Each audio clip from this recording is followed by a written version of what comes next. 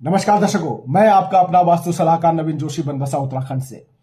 दर्शकों, 2026 लग चुका है तो कुछ ना कुछ नए निर्माण की तैयारी में आप लग चुके होंगे, यानी कुछ ना कुछ प्लान कर रहे होंगे नया बनाने की। अब वो घर हो, हॉस्पिटल हो, स्कूल हो, चाहे कुछ भी हो, फैक्ट्री हो, चाहे कुछ हो, अब छोटा हो या बड़ा हो, दर्शकों हर जगह वास्तु सलाहकार की आपको आवश्यकता अवश्य पड़ती है। लेकिन कुछ निर्माण ऐसे होते हैं जहां पर आप छोटा घर बना रहे होते हो, वहां पर आप आर्किटेक्ट को भी इन्वॉल्व नहीं करते हो, तो वास्तु सलाहकार की तो दूर की बात है। तो आपने क्या करना है ऐसे घरों में जहां पर आप किसी को भी इन्वॉल्व नहीं करना चाहते हो, सिर्फ खुद को और ठेकेदार को इन्वॉल्व कर रहे हो, जहां पर आप खुद से डिजाइन कर रहे हो और आप चाहते हो कि एक ठेकेदार को बुला करके ठेका दे दें और बता दें उसको ऐसे ऐसे ऐसे मकान आपने बनाना है। क्या ध्यान में रखना है दर्शकों, वो विशेष ध्यान क्या रखना है वो मैं आपको बताने जा रहा हूं। आप खुद से निर्माण कर लीजिए। आपने क्या करना है, अपने ठेकेदार को सिर्फ ये कहना है, पूर्व, पश्चिम, उत्तर, दक्षिण किसी भी दिशा का द्वार हो दर्शकों, चारों दिशाएं बहुत खूबसूरत होती हैं, बहुत कुछ आपको देती हैं, पॉजिटिव होती हैं चारों दिशाएं। कोई भी दिशा बुरी नहीं है, लेकिन बस शर्त यह है कि जहां पर आप द्वार बना रहे हो वो शुभ पद पर आना चाहिए, वो पॉजिटिव एनर्जी के ऊपर आना चाहिए, सकारात्मक देवताओं के ऊपर वो जो है द्वार आना चाहिए। उसका विशेष ध्यान रखें। वो कई वीडियोज आप आजकल देखने को मिलते हैं, तो उसको देखिए, उसको सीखिए, उसके आधार पर आप अपना मुख्य द्वार निर्माण कीजिए। वो दक्षिण का हो जाए, पश्चिम का हो जाए, कोई फर्क नहीं पड़ता, बहुत शुभ होता है। दक्षिण का दरवाजा भी, पश्चिम का दरवाजा भी, बस शुभ पद पर वो आना चाहिए। एक दूसरा, वाटर एलिमेंट।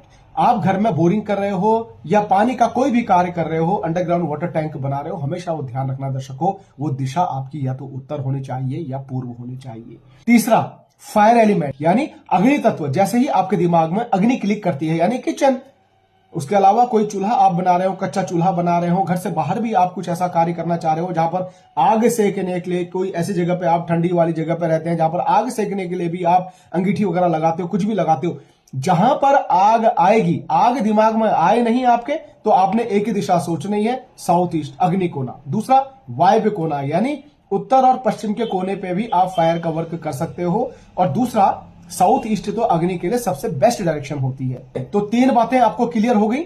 एक तो मुख्य द्वार आपका शुभ पद पर आना चाहिए, दूसरा वाटर एलिमेंट यानी पानी आपका या तो उत्तर की दिशा में आना चाहिए या पूर्व की डायरेक्शन पे, यानी उत्तर और पूर्व के कोने की तरफ कहीं पे आना चाहिए। तीसरा, फायर आपका जो है या तो साउथ ईस्ट में आएगा यानी दक्षिण और पूर्व के कोने पर आएगा, या उत्तर और पश्चिम के कोने पर आएगा यानी वायव्य कोने पर आएगा। चौथा पॉइंट है दर्शकों, जब भी आप सेप्टिक टैंक बनाते हो, सेप्टिक टैंक आपने, वाटर टैंक मैंने पहले आपको बताया कि अंडरग्राउंड वाटर टैंक आपने बनाना है तो उत्तर और पूर्व की कहीं कोई डायरेक्शन आपने पकड़नी है। अब सेप्टिक टैंक की बात मैं यहां पर कर रहा हूं। सेप्टिक टैंक के लिए आपने क्या करना है दर्शकों, तीन डायरेक्शन है, पूर्व, दक्षिण और पश्चिम। इसमें एक डायरेक्शन होती है, पूर्व दिशा में एक दिशा जगह होती है, ईस्ट साउथ ईस्ट, यानी पूरब और अग्नि कोण के बीच में होती है ईस्ट साउथ ईस्ट डायरेक्शन। यहां पर आप सेप्टिक टैंक बना सकते हो, टॉयलेट भी बना सकते हो। दूसरा, दक्षिण की दिशा में साउथ साउथ वेस्ट, यानी दक्षिण और साउथ वेस्ट नैऋत्य कोण के बीच में एक दिशा होती है, साउथ साउथ वेस्ट। यहां पर आप सेप्टिक टैंक बना सकते हो, टॉयलेट भी बना सकते हो। तीसरा, पश्चिम की दिशा, वेस्ट नॉर्थ वेस्ट, यानी पश्चिम और वायव्य कोण के बीच में एक दिशा होती है, वेस्ट नॉर्थ वेस्ट। यहां पर आप टॉयलेट बना सकते हो और सेप्टिक टैंक बना सकते हो। दर्शकों, चार पॉइंट आपको क्लियर हो गए।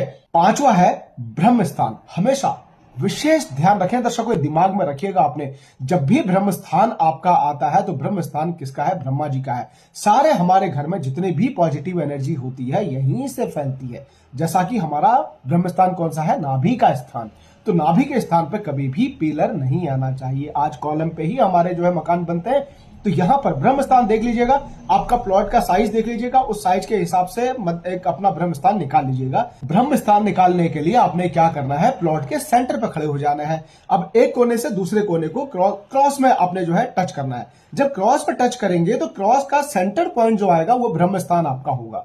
वो ब्रह्म स्थान प्लॉट के साइज के हिसाब से आप थोड़ा सा उसकी चौड़ाई, उसको गैपिंग कर ले, ब्रह्म स्थान को निकाल ले।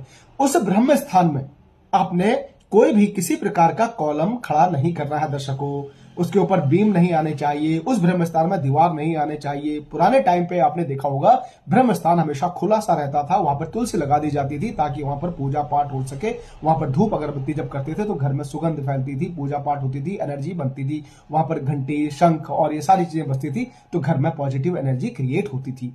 वो हमारी नाभि स्थान होता है। तो हमेशा उसका ध्यान रखें, विशेष ध्यान रखें।